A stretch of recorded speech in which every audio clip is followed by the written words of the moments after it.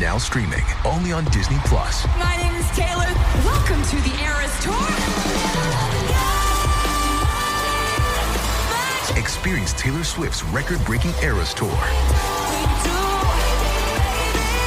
Does anyone here know the lyrics? Prove it! Taylor Swift The Eras Tour, Taylor's version, with 4 additional acoustic songs. Now streaming only on Disney Plus. On April 5th, You must be very careful, Margaret. It's the girl. witness the birth Bad things will start to happen. Evil things. of evil. It's all for you. No, don't. The first omen I believe the girl is to be the mother. Mother of what? is the most terrifying 666 is the mark of the devil. movie of the year. It's not real. What's not real? Who said that? The First Omen, rated R, under 17, not admitted without parent. Only in theaters April 5th. This is Optimal Relationships Daily, episode 2109, How to Be a Media Mentor for Your Child, by Julie Morgenstern of juliemorgenstern.com. Hello, everybody, and welcome back to ORD, this time for a parenting edition. I'm your host and narrator, Greg Audino, and for now, let's get right to this post from Julie Morgenstern as we optimize your life.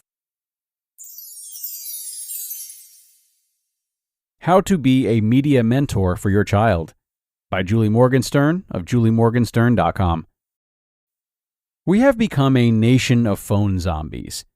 Everywhere I go, people are looking at their phones, on street corners, park benches, in line at the grocery store, waiting for the subway, even while out to dinner with other people. Do you reach groggily for your phone before you do anything else in the morning? You're not alone. According to the latest Pew research, 95% of Americans own some kind of cell phone. If you're between the ages of 30 and 49, there's close to a 90% chance that you own a smartphone. We are so mindlessly connected to our devices, constantly checking email, texts, social media, that it's hurting our ability to be present for anything. Surely you've seen the reports that show cell phone addiction can alter the way your brain functions. From the parent's perspective, it's understandable. Parents are so overloaded that they feel the need to fill every micro moment with another task, another phone call, another connection. And let's be honest, being a parent has many joyful moments, but parts of it are also boring, and the temptation to just take a quick look at Twitter or Instagram can be hard to resist. Those quick hits of social media can also make us feel less isolated. But think about it from the perspective of your child. When a parent is on a device, the child makes assumptions about where he falls in the pecking order. So, how do we use all the wonderful gadgets and devices at our fingertips to help us, not distract us?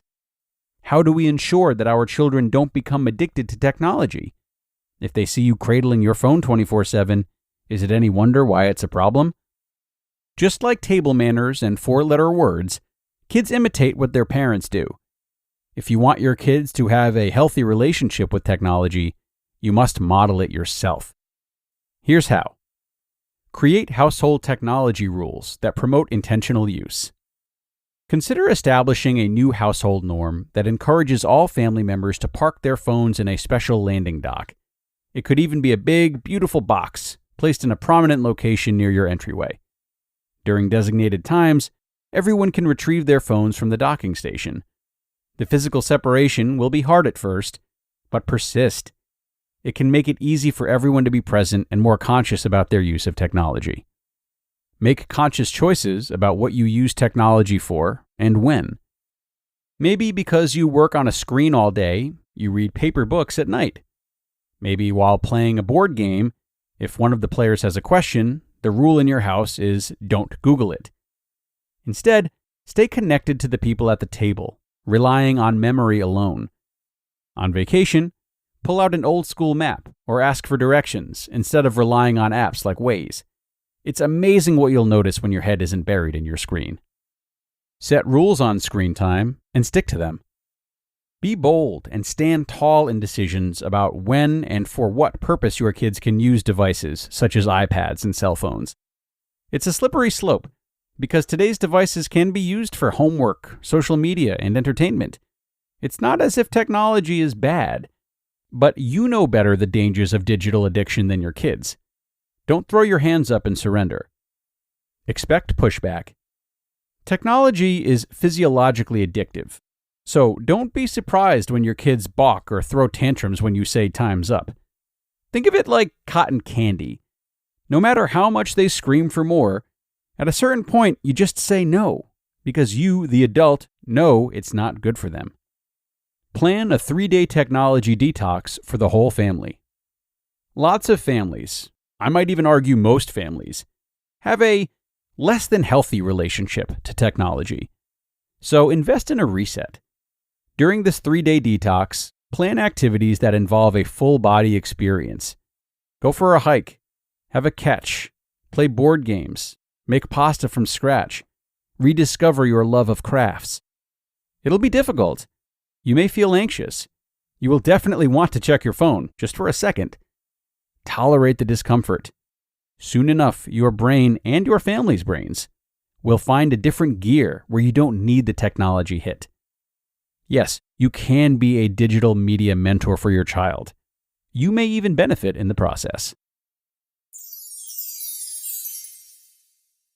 You just listened to the post titled, How to Be a Media Mentor for Your Child by Julie Morgenstern of juliemorgenstern.com, and I'll be back with my comments in just a minute. Now, I am a big believer that if you want to be your best self in your relationships, or in anything you do, you need to fuel yourself properly. And that's why I'm so happy to have this show sponsored by Factor. Factor's delicious, ready-to-eat meals make eating better every day easy. You'll have over 35 options a week to choose from, including keto, calorie smart, vegan and veggie, and more. And there's even more to enjoy with over 55 nutrition-packed add-ons that help make your weekly meal planning even more delicious. Factor is the perfect solution if you're looking for fast, upscale, and healthy options done easily. Not to mention it's flexible for your schedule. Get as much or as little as you need by choosing anywhere from 6 to 18 meals per week. Plus, you can pause or reschedule your deliveries anytime with no hassle whatsoever if something changes. So, head to factormeals.com/optimal50, that's optimal50, and use code optimal50 to get 50% off. That's code optimal50 at factormeals.com/optimal50 to get 50% off. Picture a wardrobe upgrade with quality essentials at an unbeatable price. Quince has you covered with timeless pieces that never go out of style. You'll have them in your closet forever. Quince has all the must-haves, like Mongolian cashmere crewneck sweaters from $50, iconic 100% leather jackets, and versatile flow knit activewear. And all Quince items are priced 50 to 80% less than similar brands. That's because by partnering directly with top factories, Quince cuts out the cost of the middleman and passes the savings on to us. And most importantly, Quince only works with factories that use safe, ethical, and responsible manufacturing practices, along with premium fabrics and finishes. And as for me, I love Quince's versatility too. They have great home items as well as clothes, and I've been really happy with the bedding that I bought from them. When you look at it and you feel the material, you can tell easily that it's of high quality. So indulge in affordable luxury. Go to quince.com/ORD for free shipping on your order and 365-day returns. That's QUINCE.com/ORD to get free shipping and 365-day returns. Quince.com/ORD. Okay, and thank you so much to Julie for this post and the ideas she has put forth. One theme you might notice that's present in a lot of her suggestions today is camaraderie or togetherness. You're hearing a lot about how the whole family can get involved. And that is really critical, especially if your kids are young and more reliant on family bonds instead of both family and friend bonds. Generally speaking, we're all more likely to stick with any habit or any routine when we have the support of others doing it along with us.